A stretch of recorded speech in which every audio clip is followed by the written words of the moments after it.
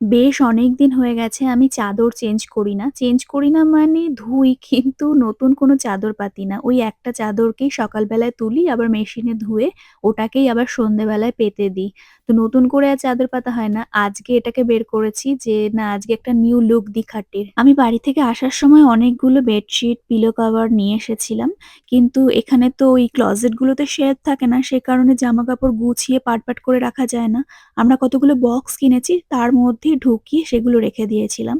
এবার সেগুলো থেকে আর বের করাও হয় না, আর নতুন চাদর পাতাও হয় না। আর এরকম অনেক ড্রেস রয়েছে যেগুলো পরা হয় না, শাড়ি রয়েছে যেগুলো ওই নিচেই পড়ে রয়েছে, ব্যবহার করাই হয় না। কাল সন্ধ্যেবেলাতেই আমি এই চাদরটাকে বের করে রেখেছিলাম কারণ আজকে আমি ঘর পুরো ডিপ ক্লিন করব। সে কারণে ভাবলাম যে এই চাদরটাকেও চেঞ্জ করি। অনেকদিন হয়ে গেছে ওই একই চাদর আমি পাচ্ছি। আজকে যেহেতু ঘর ডিপ ক্লিন করব সে কারণে রান্নার কোনো ঝামেলা আমি রাখিনি। খুব সিম্পল রান্নাবান্না করব। একদম সেদ্ধর ওপর দিয়ে চালিয়ে দেবো এবেলায়।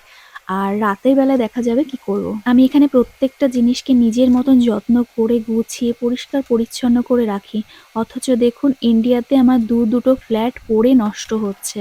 একটাতে তো বাবা থাকে, তাও যতটুকু তার সম্ভব হয় করে। আর একটা ফ্ল্যাট অযত্নে পুরো সমস্ত কিছু খারাপ হয়ে যাচ্ছে। কাঠের সমস্ত জিনিস দিয়ে ঘরটা সাজানো আর সেগুলো সব ড্যাম পড়ে যাচ্ছে। এবার ইন্ডিয়া যাওয়ার পরে নানান ব্যস্ততার মধ্যে আসল কাজটাই করা হয়নি। সেটা হচ্ছে আমাদের এই ফ্ল্যাটটা ভাড়া দিয়ে আসা হয়নি। আর এবার বাড়ি ফিরে দেখব সমস্ত জিনিসগুলো খারাপ হয়ে গেছে।